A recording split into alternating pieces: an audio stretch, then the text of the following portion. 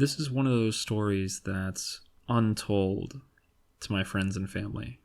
I think maybe excluding my mother, I don't know if anybody on Earth knows the story that I'm about to tell you. I guess after I tell it, then a few others will know. But by and large, this is just one of those secret moments that happened to me in my youth, and I carried it with me for a long time. And I guess I'll just hop into it. When I was a young boy, my family decided we were going to take a road trip. And we were from Texas, and we lived in Texas, but my father's family was from Michigan.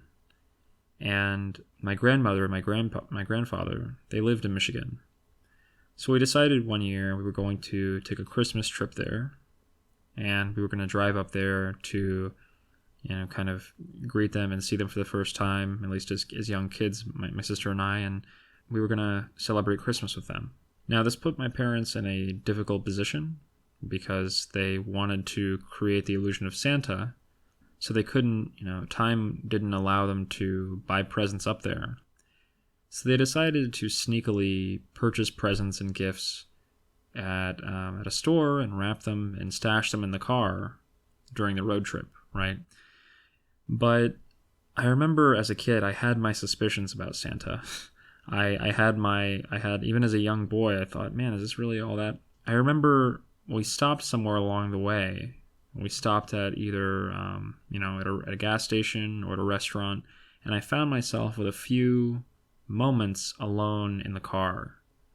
And I found the presents. I remember I looked through the car frantically, and I found the presents, and I remember that they had gotten me a Nintendo 64.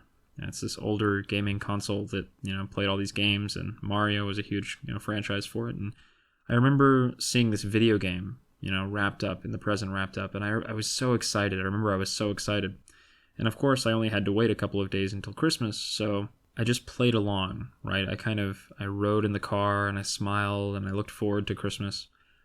And the day of Christmas, I could hardly contain my excitement. I remember I was just boiling with anticipation of getting to play this video game, and I had done so well to conceal the truth from my parents.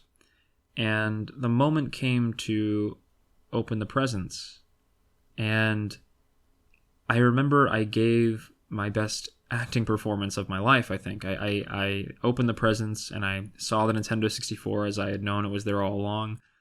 And I was overjoyed. I was absolutely ecstatic. And I acted the part. Of course, I knew what to expect, and I acted the part, brilliantly, might I add. And I think I fooled my grandparents and I fooled my parents, and everybody was pleased. I ran, downstairs into the basement, and we played Mario 64, and I enjoyed the hell out of it, and I had a great time. But I remember that night, the night of Christmas, I had played the game for a couple of hours, and I was ridden with a horrible guilt that I had looked at the presents. I don't know why. I mean, I had gotten off the hook scot-free. I'd seen the presents, and nobody had suspected a thing. But for some reason, as a kid, the guilt just ate at me and ate at me and ate at me. And I remember I woke my mother up in the middle of the night. I went to her bedside, and I woke her up, and I was crying my heart out. I was crying my eyes out. And she was so confused, right? She was so confused that I was like that. I mean, and I told her that I had looked at the presents, and that I knew Santa wasn't real. And she wasn't angry, and she wasn't upset. She was just, I think she was bemused by the whole thing. She was kind of bemused by the fact that I had felt it necessary to come clean. But besides my mother, I never told anybody about that incident.